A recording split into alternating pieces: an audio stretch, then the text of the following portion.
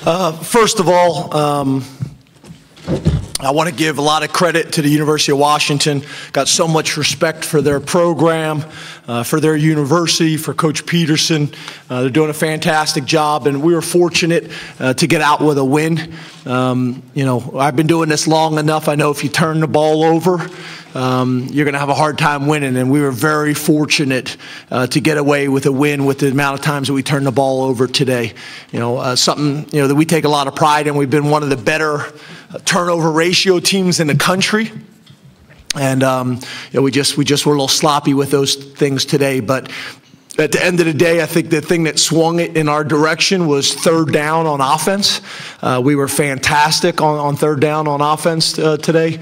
I thought our offensive staff, obviously Coach Moorhead was fortunate enough to become a head coach and go to Mississippi State, and we wish him nothing but the best. And we made a decision and stayed internal, and I thought our guys handled it really well. Ricky Ronnie, our offensive coordinator, Josh Gaddis, our passing game coordinator, Matt Limegrover, run game, and then obviously getting Tyler Bowen back. So I thought those guys did a fantastic job. Defensively, we were able to make them one-dimensional. We were really able to suffocate, the running game early on. The double pass, I think, is something that kind of got them going. They got some momentum after the double pass that they threw. But overall, I thought we played really good in all three phases: offense, defense, and special teams. Big factor in the game was limiting the impact that their punt returner was going to have in the game. Well, it helps if you don't punt. We didn't punt very much, and then when we did, I thought Blake did a great job of banging the ball deep down in the corner with enough hang time that they had to fair catch it. So there were some things that we went into the game really talking about needing to do, and I thought we did it. So, overall, we love the Fiesta Bowl. We're 7-0. It's a tremendous game. We were treated unbelievably well all week long at the hotel, the Princess.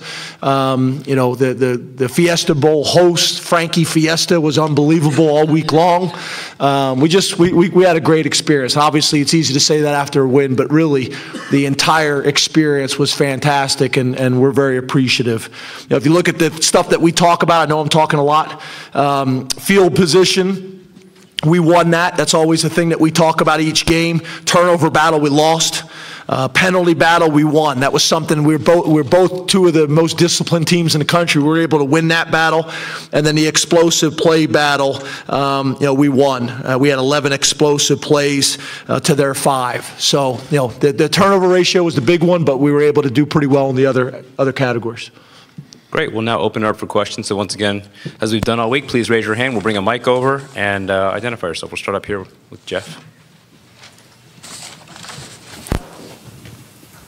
Hi, Jeff Metcalf, Arizona Republic. Can you just comment a little bit about after they came out in the third quarter and scored right away, then you were able to come back and get the lead back up to 14, how critical that possession was right after they scored in the third quarter? Yeah, it was really, really important because momentum was starting to swing there.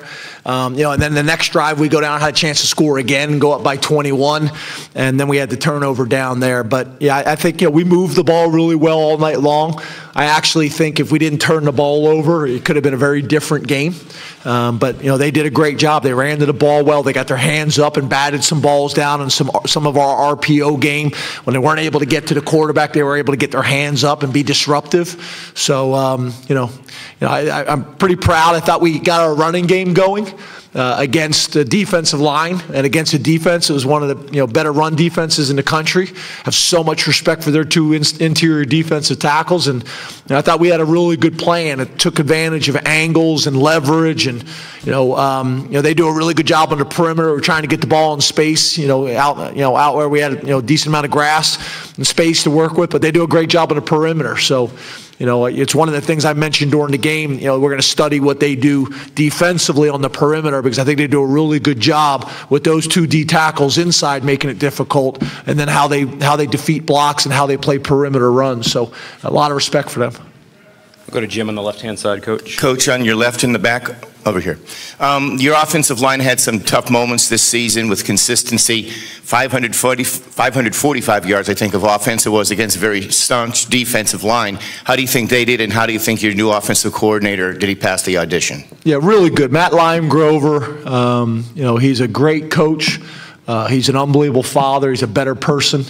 And, you know, he just kept working with those guys. The thing I love about Matt is he stays positive. You know, there's outside noise, there's critics, and Matt just keeps loving those kids and keep coaching them and keep working hard with them. And, you know, we're still fairly young up front. And, you know, they just got better as the season goes on. That's something I take a lot of pride in as a head football coach.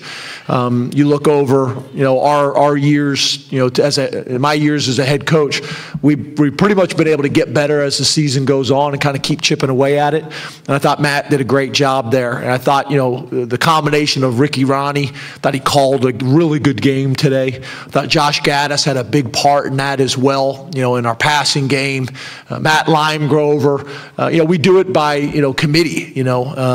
Obviously we had a lot of success this year on the offensive side of the ball, but there was a lot of people that had a part in that. And then bringing Tyler Bowen back home, who knows this offense and knows our culture and how we do things, was great. So the next step for us is to go hire the best running backs coach in the country to come and complement the rest of the staff that we have. And I'm going to fight like hell to keep this staff together.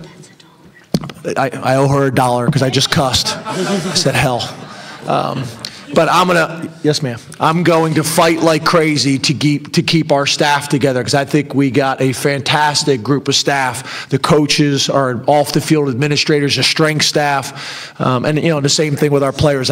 We got great players here that really get what college athletics is all about, you know, getting a great education, you know, playing big-time football. I'm so proud because, you know, the people at the hotel and the people at the bowl couldn't have been more complimentary of how our guys conducted themselves all week. And that's really, you know, what this is all about, is preparing young men to go on and be successful in life. And you got to win games. I get that, you know, but, you know, as long as you keep winning games, that allows you to continue to have an impact on young people and developing them so they can go on and be great fathers and husbands and CEOs and leaders. But our staff's been great. And the reason the staff is so important is because our players are more important. And I want to make sure that we keep these men that I know are going to have tremendous impact on our players.